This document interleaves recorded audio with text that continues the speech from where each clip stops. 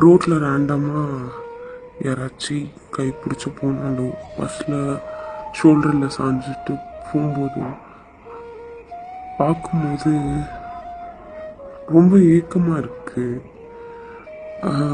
முன்னாடி நம்ம இப்படி தானே இருந்தோம், இப்போ எல்லாமே மாறிடுச்சுல்ல. கிடைக்காத ஒரு விஷயத்துக்கு ஏங்கன்னா பரவாயில்ல, ஆனால் கிடைச்சி அனுபவிச்ச ஒரு விஷயம் திரும்ப அது நடக்கவே நடக்காதுங்கும்போது அந்த பெயினை எப்படி எக்ஸ்பிளைன் பண்ணுறதுன்னு தெரில. ஒரு சிலர் நினைவுகள் ஒரு பொக்கிஷம்னாங்க. அதை 2 பேர் சுமக்கும் போது பொக்கிஷமாக இருக்கலாம். ஆனால் ஒருத்தவங்க மட்டும் அந்த நினைவை சுமந்துக்கிட்டு இருக்காங்கன்னா அது எவ்வளோ இருக்கும்னு உனக்கு புரியுதில்ல.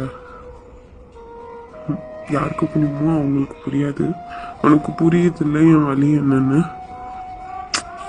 இதுவும் கடந்து போகும்.